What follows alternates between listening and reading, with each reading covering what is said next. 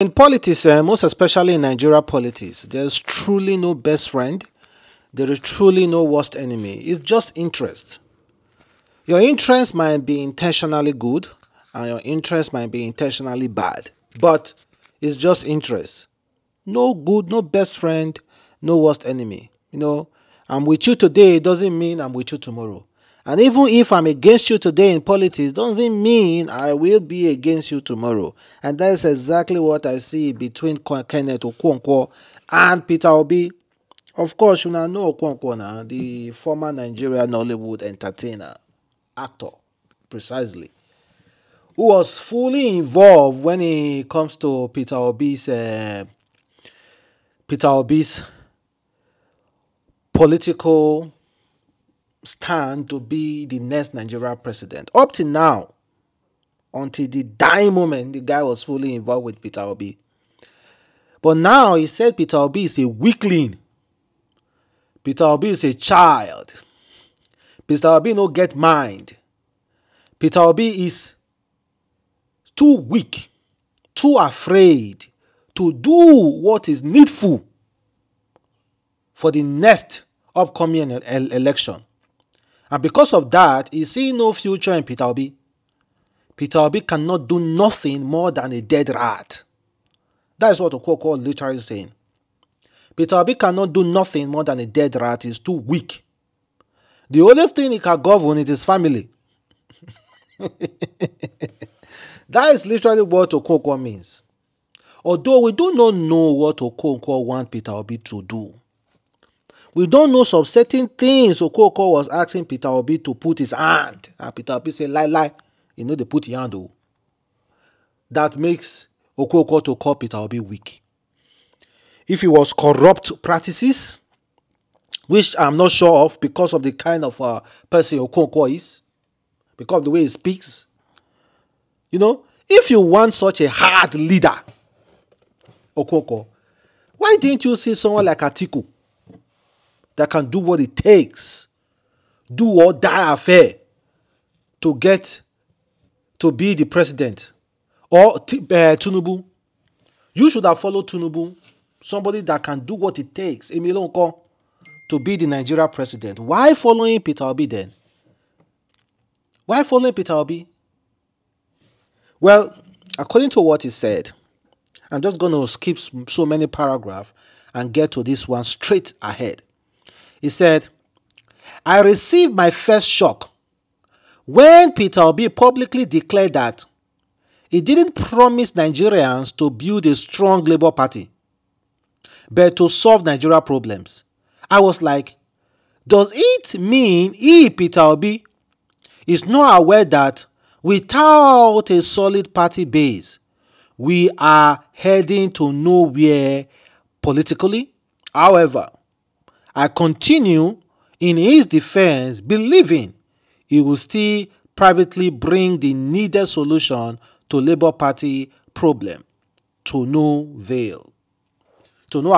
Well, the thing is that every politician wants a politician that can do the undo. Every politician wants a politician that can bring the party together.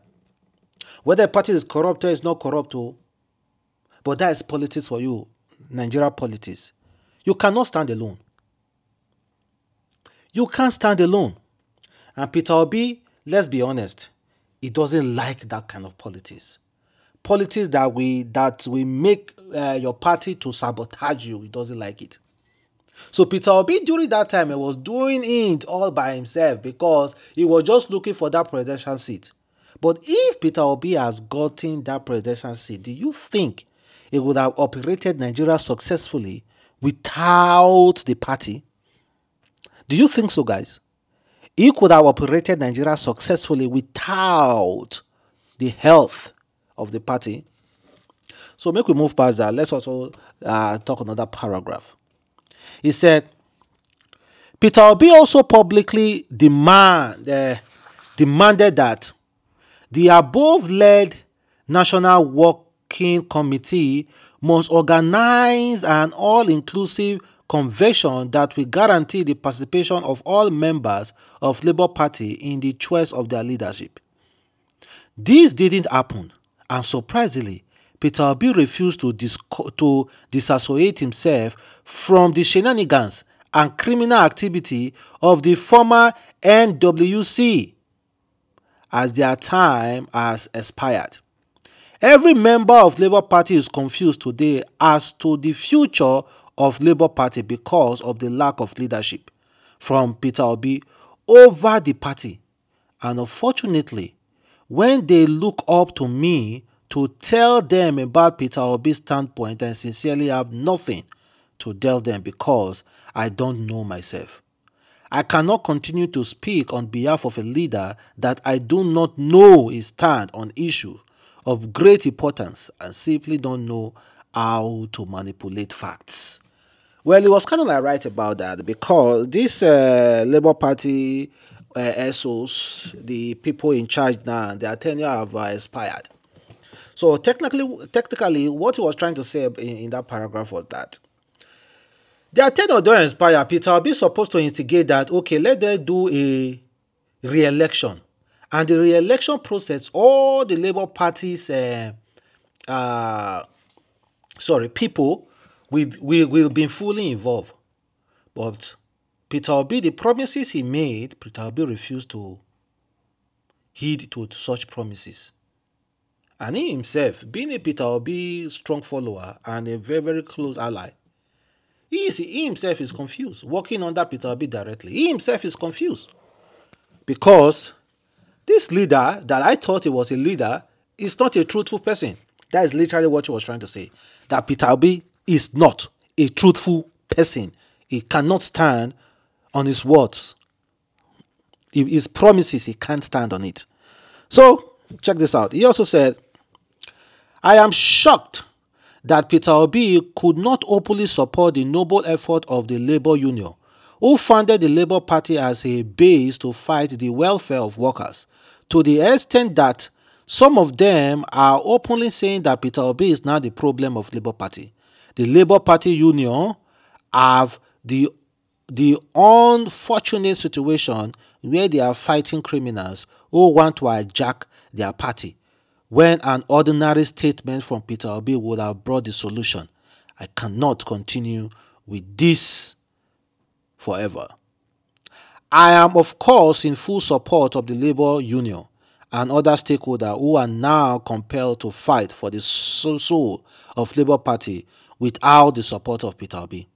However, the consequences is that I no longer have the confidence that Peter Obi has what it takes to build a party that can win these caricatures and clitocrats. And above all, he has proved, listen guys, and above all, he has proved that even if the people vote for him, he doesn't have what it takes to secure the mandate. I don't intend to embark on such a campaign as we did in 2023, projecting a person who cannot sustain the victory, even if he wins.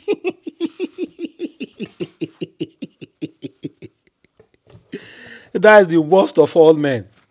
Even if they give you food, you know if you chop am. That's exactly what he's saying. Even if you hand Peter Obi food, Peter Obi cannot eat it because he is too weak of a man. He is too weak. Peter Obi is weak. Peter Obi is weak. That is coming from El Coco, not me. Peter Obi is too weak of a man. Too weak. Even if you give Peter Obi food, he no go chop him because his hand is too weak. So Okoko do not want to embark on such fruitless journey. A man that they will vote for and cannot secure his mandate. Handicap. Well, he also said, in this regard that I have decided to continue my political journey into the great Nigeria of our wisdom without Peter Obi. I am always 100% loyal to a leader whenever I am working or following the leader. At any time I have doubt within me that I can no longer offer 100% loyalty to him, I will respectfully let everyone know. When I joined myself to this campaign, I made it public. Now that I cannot guarantee my support for his future political aspiration, I believe I owe it to everyone to let you know. This has nothing to do with my desire to join PDP or APC. I will perpetually be joined to the Nigeria people and their aspiration for a new, better and great Nigeria. There's also absolutely nothing personal with my decision to adjust my friendship with Peter Obi. It's 100% based on principles and my conviction that I need a more decisive, bold, brave leader with integrity and a team spirit who can confront this caricature and kleptocrat head on. I will continue to respect him and cherish the period we work together. He said they need a brave, bold leader that will confront this caricature and kleptocrats. Not Peter Obi, maybe a weakly like Peter Obi. Those are not my words. This is basically how it feels, the way I'm saying it, the way I'm narrating it. When he was writing those things, weak leader. Who be this weak leader, Peter Obi? Who be this weak man? I just fall down for nothing. Weak. Okay, guys. At least he was honest. So many politicians are not honest. So I give my 100 support to Kenneth for being honest. When you can no longer offer loyalty to your leader, just let him go. Don't play games around him. Let him go. So that's exactly what he did. And I respect him for that.